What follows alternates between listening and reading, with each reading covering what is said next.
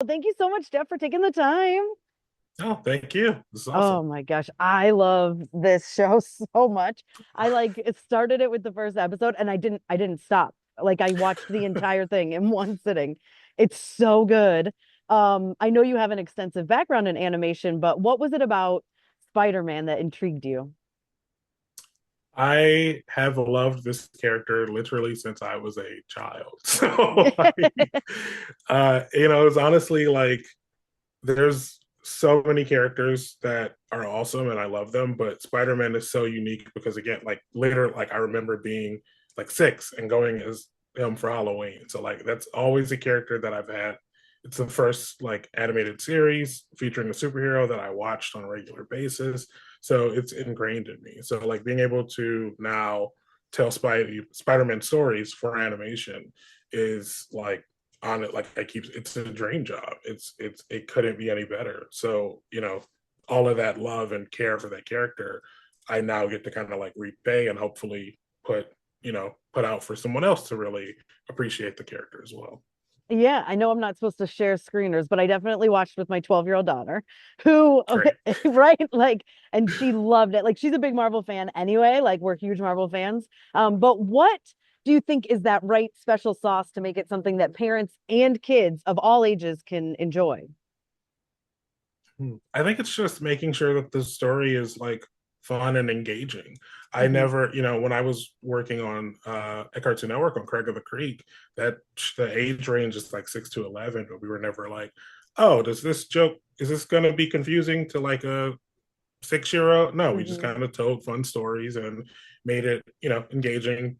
Didn't really like, we never wanted to like talk down. So I Yeah. think always when you're telling a story, you never want to talk down to your audience because no one appreciates that, whether you're a kid or an adult. So for me, it was just like making sure that our story is fun, it's engaging, it's exciting, and like it's something that I would want to watch, now. So making sure that I think that for us has always been kind of our through line. And, that kind of fits the whole Marvel style of like co-viewing everything. It's not like, okay, here's a Spider-Man movie. I'll go send the kids and I'll go see something else. Like, no, Mhm. everyone's going to come watch the Spider-Man movie. Exactly. And this is so good. And the cast, I've got to tell you, incredible. I mean, so I'm a big villain girl. I love villains, and Green Goblin is one of my favorite villains. So of course, I was thrilled to see Norman Osborn in this, and then Mm-hmm. Colman Domingo. I Yeah. mean, come on. Can you talk about like how like what makes him perfect for this role? He's so good. He is just fantastic at he knows who Norman is, and Mhm. like Norman, and that sounds simple, but it's not because Norman is not simple. Norman is so complicated. Like he's altruistic, he's got his heart in the right place, but he's guarded, but he's also powerful, but he's also like no nonsense, but Mhm. he's also warm. Like there's so many things that go into who Norman Osborn is, and like from day one, like Coleman just got it. Like he got in there. He also was like just ready to dig into the character. He's super open to things. He's open to trying new things. He's been incredible to work with, and I'm so happy that we have the opportunity to do so, to work with him, because he's incredible. And I don't know that Norman would be who Norman is without Coleman behind him. I agree. He's so fantastic in this.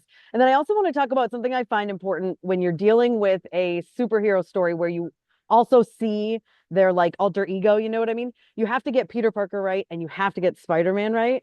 And I think you do that so well. But can you talk about the importance of Thank you. really they are two characters, but they're the same, but they're two characters. You know what I mean? Yeah, totally. I mean, and that's thank you. That meant a lot to me as well, because I think there's a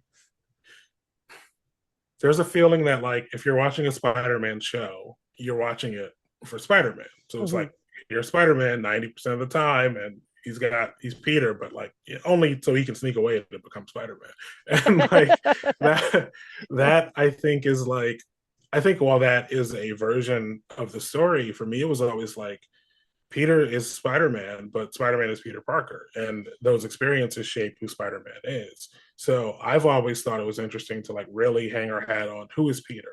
and the world around him, and how does that affect who Spider-Man becomes, especially in these early stages of him like finding himself both as a person and as a hero.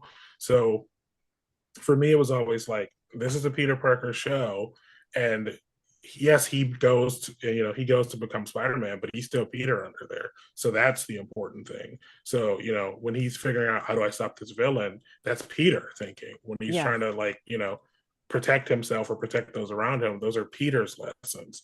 So for me, like I've always thought Peter Parker and the portrayal of him is so important. Spider-Man can fall in. Spider-Man is kind of simple in that I got to do some jokes, I got to web some people, and that's how he works. But like Peter is complex, and they are two sides of the same coin, and obviously. So even in that, I think if you can figure out Peter, you've really figured out Spider-Man. Yeah, and I love, like I said, I'm a villain girl, so I was very excited to see unique takes on certain characters, or the name, and you're Mhm. like, I know who this is gonna be, like, you know what I mean? But was it fun for you to really get to play with different versions of these characters that everyone knows so well?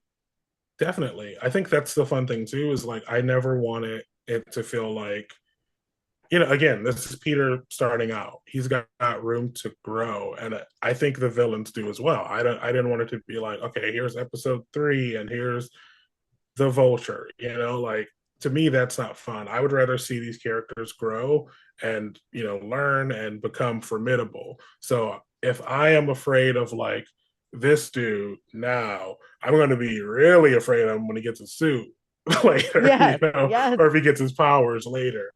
And that was always the kind of like, as Peter's building and learning and growing, so is everyone around him, not just his friends, but his enemies as well.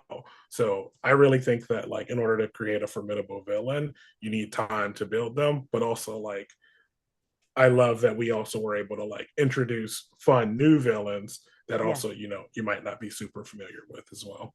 Oh man, it's just such a good show. It's so well done. Congratulations, you've got 3 seasons coming already. I didn't say it, but I mean, it's out there. It's out there. So I just want to say congratulations on that. And like, I love that you tied it into the parks as well. And that's all I'll say, the Disney parks. I think it's so, so well done. And you're such a brilliant writer. And I can't wait to see what's next. So Oh, thank you so much. I really appreciate that. thank you so much for your time. I can't wait for season 2. Thanks.